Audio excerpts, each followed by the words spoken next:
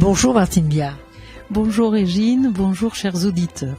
Alors nous nous retrouvons presque à la fin de cette série passionnante sur Lunel et vous allez nous parler aujourd'hui finalement des personnes marquantes à Lunel au XXe siècle. Alors je crois qu'il va y avoir les communautés et peut-être les grandes personnalités.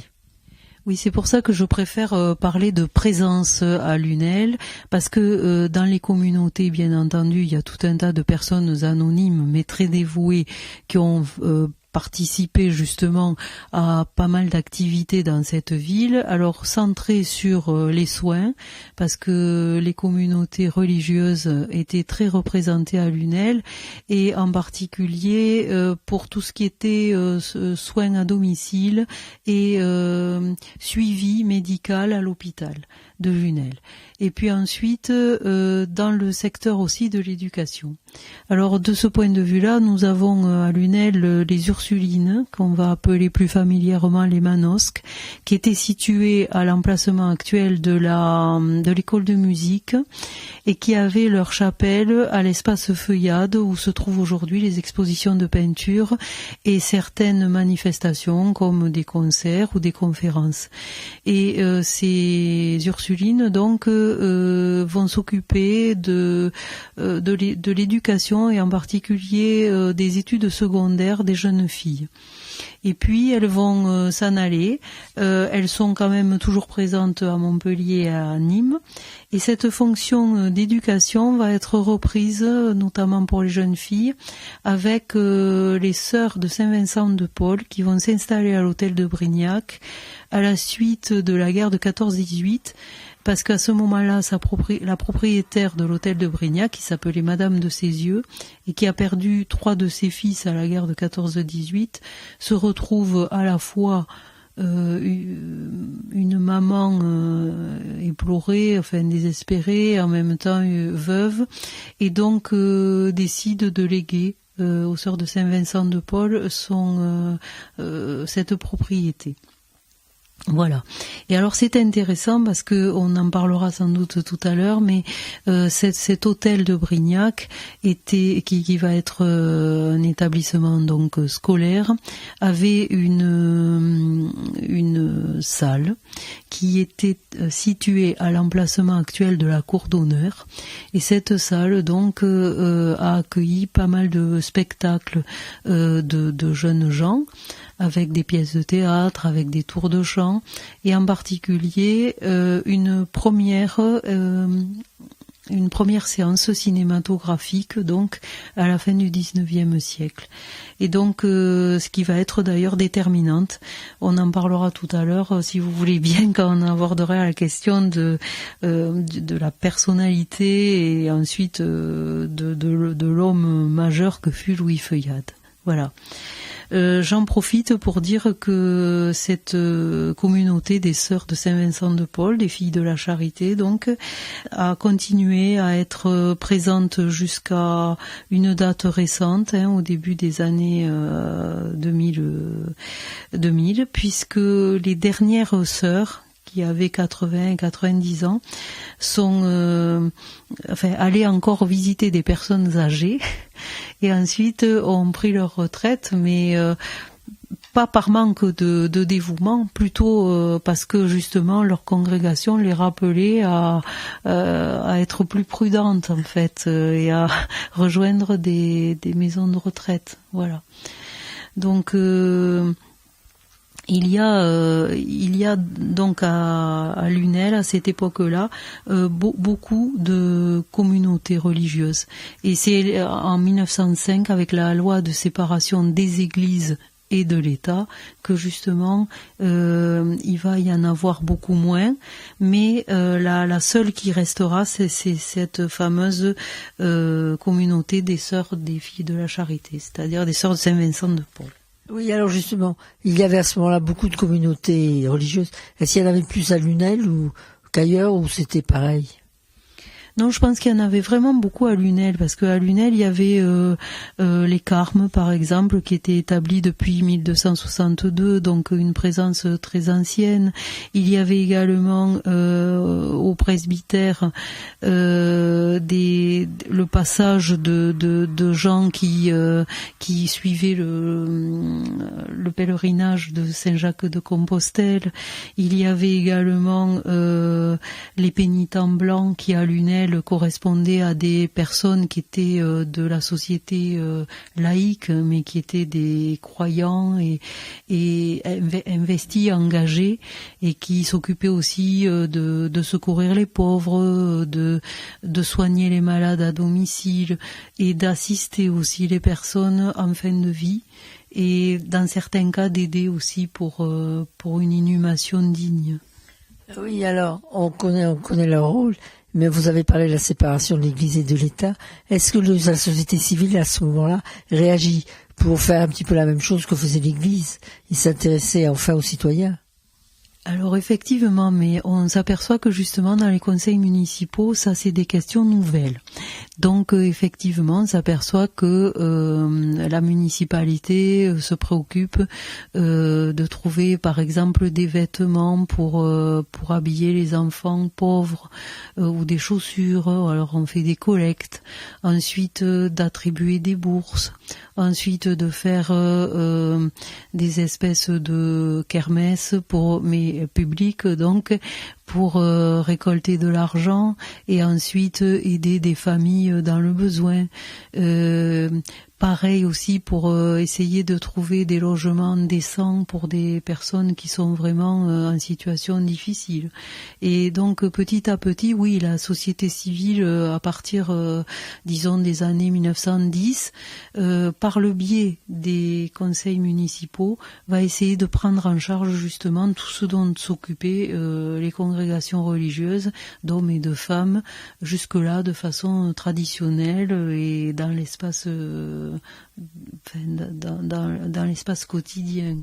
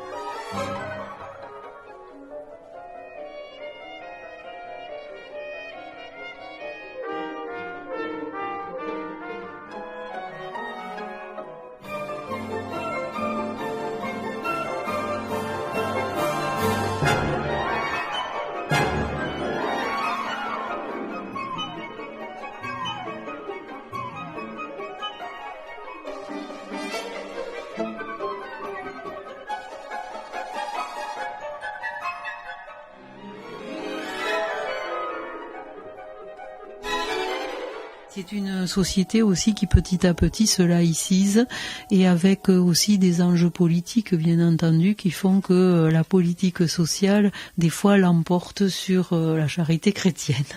Alors on a vu au cours de l'histoire qu'il y avait eu des éléments drôles ou marquants, cette réaction de la population. Est-ce que il y a eu des faits marquants de cette prise de pouvoir un peu de la société civile? Bon, alors il y a eu, disons, des moments où on a dénoncé, alors c'était peut-être pas si drôle que ça, mais où on a dénoncé peut-être des choses qui étaient pas très honnêtes. Alors par exemple, il y a un maire qui s'appelait Salle-Lucie, qui à un moment donné va s'attribuer à l'hôpital qui était jusque-là géré par les Ursulines, des vases. Et alors il va vendre ces vases et un peu du mobilier aussi. Et on se demande si finalement ça n'a pas fini dans sa poche. Donc c'était peut-être pas au bénéfice des Lunélois, en tout cas pas toujours. Et là il y a eu un moment où cet homme a été, en plus à Lucie c'était un Corse, alors il y avait une espèce de méfiance des Pescalunes à son égard, et c'était un homme qui avait beaucoup de brio, alors c'était difficile, si vous voulez, c'était un peu comme Monsieur Tapie aujourd'hui, on ne savait pas quelle était la part qu'il fallait lui reprocher vraiment, et celle qui relevait du bagou, hein, enfin du personnage haut en couleur que c'était. Ce monsieur a fait plusieurs mandats, mais avec à certains moments justement des soucis concernant sa gestion de la ville. Voilà. Donc la vie est toujours restée animée à Lunel. Oui, parce qu'il y a cette il y a ce brio, et puis il y a cette espèce Lunel, c'est un mélange à la fois de choses qui pourraient paraître des fois pagnolesques, et en même temps d'une grande douceur de vivre. Voilà. En tout cas, dans ces années qui précèdent la Première Guerre mondiale. Est-ce que dans cette société civile, il y a des personnes qui ont émergé ?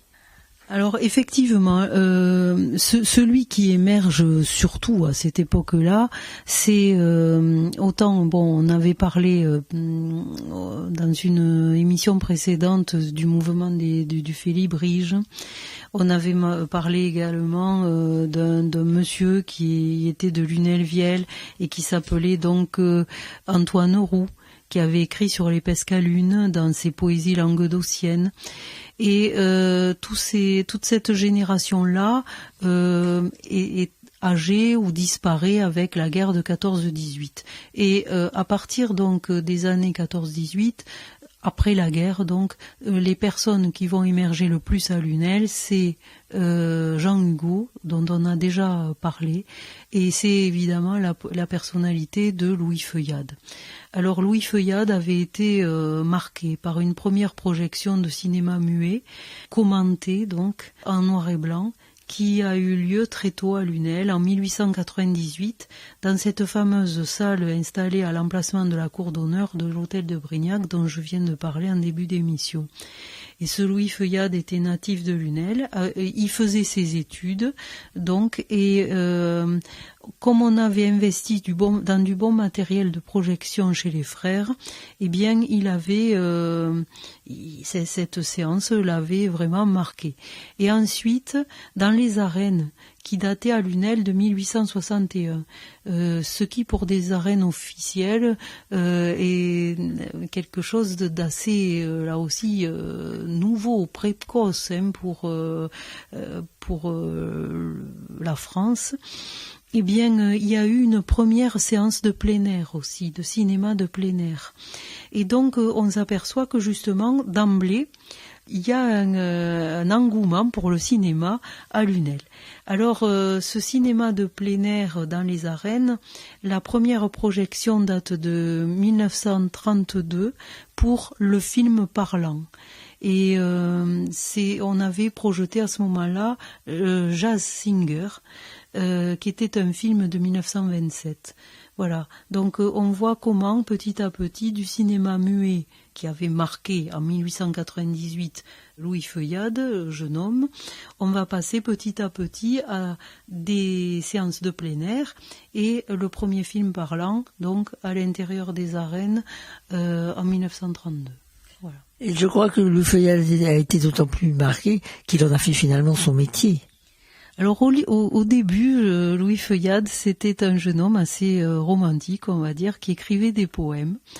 On trouve encore un premier recueil à la médiathèque de Lunel.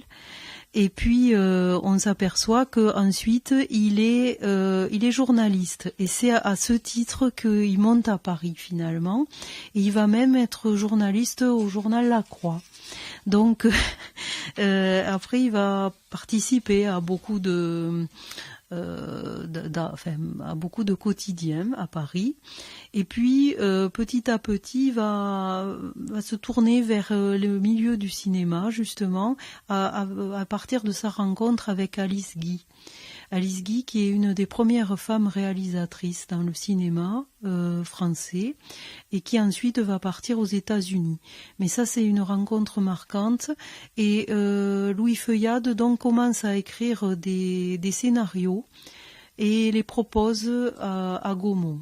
Et c'est à cause justement de son activité d'écriture que il va devenir petit à petit producteur de cinéma pour Gaumont. Et c'est là que on va avoir toute la série des Fantomas, de Judex, des films qui finalement... Des vampires. Voilà. Des vampires. Ce monsieur, donc, qui était né au 19e siècle, va se retrouver, au début des années 20, un réalisateur important. Alors, il avait...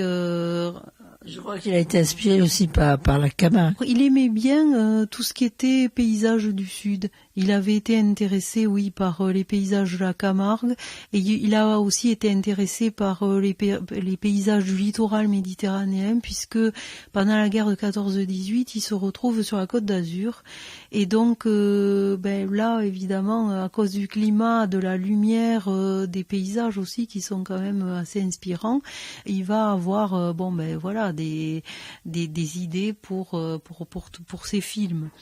Et puis surtout, il y a une actrice fétiche qui était devenue une figure féminine presque mythique du cinéma de Louis Feuillade, c'était Musidora. Alors au départ, c'était une danseuse de la rue Mouffetard. Alors on disait une danseuse de la Mouffe. Et il l'avait rencontrée à Paris au Bataclan, qui existait déjà. Et cette jeune femme était très photogénique et elle faisait tourner la tête et la caméra. Donc elle finira par être finalement sacrée en 1926, reine du cinéma. Et pendant toute la guerre de 14-18, on va se passer des photos dans les tranchées de Musidora, comme on se fera passer plus tard, en 1939-1945, des photos de Marlène Dietrich. Mais à l'époque, la première vamp, donc, c'était Musidora. Et Musidora aujourd'hui, elle a donné son nom à une salle d'exposition du lycée Louis Feuillade à Lunel. Voilà, pour montrer justement cette complicité finalement entre Louis Feuillade et Musidora. Cette Musidora donc va ensuite quitter sa carrière d'actrice pour aller dans une finca andalouse entre 1921 et 1925 parce que elle a été emportée par une passion amoureuse pour un toréador qui s'appelait Antonio Cañero. Et donc elle vivait en Andalousie avec le chapeau plat, les aones et oui voilà. Et Desnos, qui a écrit, inspiré lui aussi par Musidora, disait que c'était une femme qui mettait les sens en fusion. Voilà. Alors je vous propose sur cette belle image de faire la pause musicale.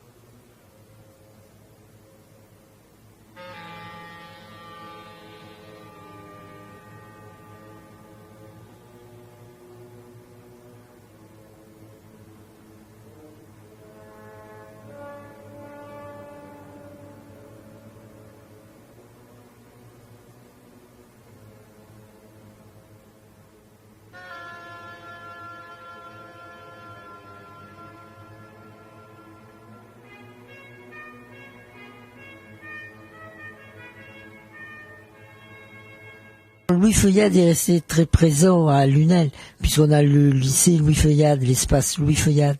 Alors, pourquoi a-t-il tant marqué, puisque finalement il n'a pas fait sa carrière à Lunel?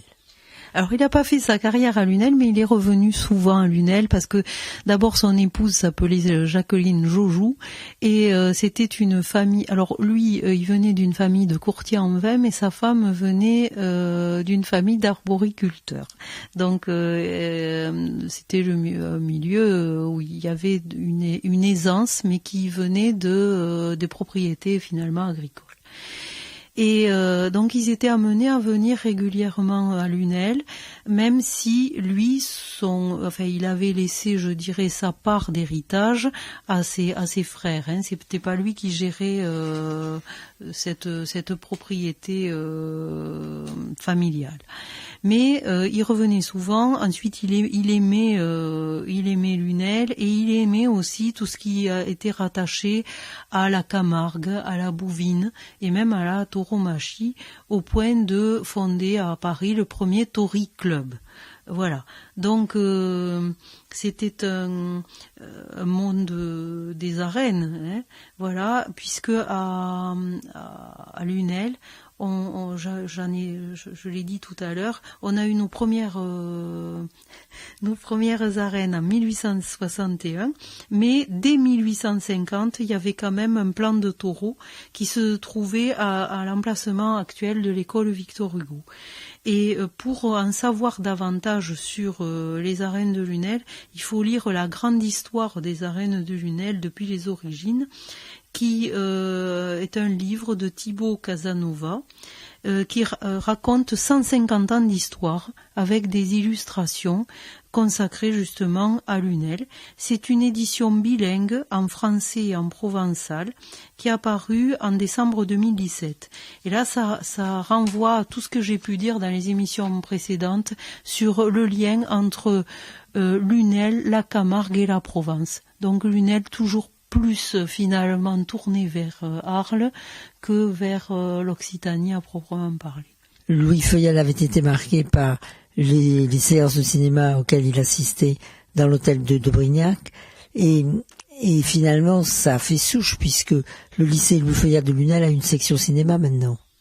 Oui, alors le lycée donc a une section cinéma et a mis en place aussi un festival du cinéma chaque année au printemps et ça depuis très longtemps puisque cette année en fait on a fêté le 35e anniversaire et au départ ça s'appelait le festival du cinéma méditerranéen et puis maintenant ça s'appelle le festival Traversée, mais l'idée est la même, c'est-à-dire de faire venir des élèves d'autres sections cinématographiques de la région et ensuite de partager aussi des films de tout le bassin méditerranéen avec un public de gens qui aiment le cinéma, un public de cinéphiles, mais aussi des fois de curieux. Et puis de recevoir des acteurs, de recevoir également des producteurs et de pouvoir justement mettre en place des débats avec eux, poser des questions. Enfin, c'est un moment très convivial à Lunel chaque printemps. Et est-ce que c'est un moment qui attire les gens de l'extérieur de Lunel ? Oui. Oui, à la fois par les professeurs d'autres établissements qui amènent leurs élèves, et ensuite parce que je pense que ce cinéma a de plus en plus justement une bonne réputation et donc au fur et à mesure que les années passent, les jeunes deviennent des adultes qui amènent avec eux des amis ou qui reviennent. Enfin. Donc c'est une belle ouverture de Lunel sur le monde extérieur. Oui, et surtout tout l'espace méditerranéen, parce que nous avons vraiment des films qui viennent aussi bien d'Italie que de Tunisie ou du Maroc. Voilà.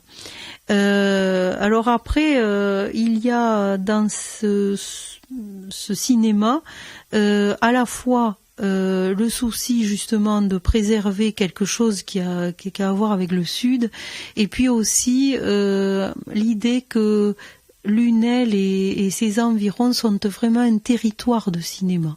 où on a eu de grands producteurs qui ont choisi de tourner des films. Je ne prendrai comme exemple qu'un film, parce qu'il faut aller vite, mais Le Salaire de la peur, par exemple, qui a été tourné justement dans ces décors qui entourent Lunel.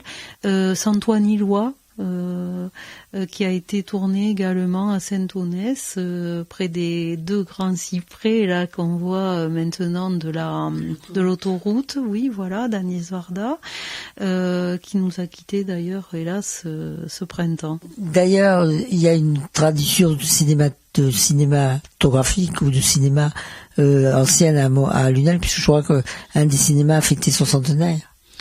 Alors cette année, oui, le cinéma Athénée a fêté ses 100 ans, donc 1918-2018.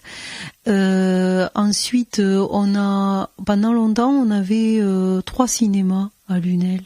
Et puis, petit à petit, évidemment, la concurrence de Montpellier, des multiplexes, a fait que il n'y a plus autant de cinéma à Lunel.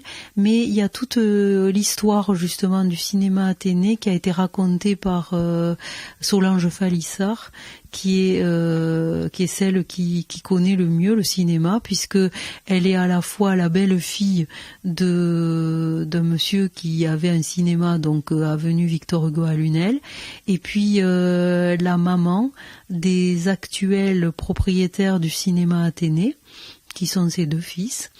Et elle a raconté finalement toute l'évolution du cinéma à Lunel, du cinéma Athénée à Lunel, dans son témoignage qui se trouve dans le tome 2 de Femmes de Lunel en Petite Camargue. Je vous remercie d'avoir abordé la présence marquante à Lunel au XXe siècle. Alors je terminerai avec une anecdote. En 1940, on a l'acteur Fernandel qui vient à Lunel et qui vient non pas pour le coup pour tourner un film, mais pour faire un tour de chant.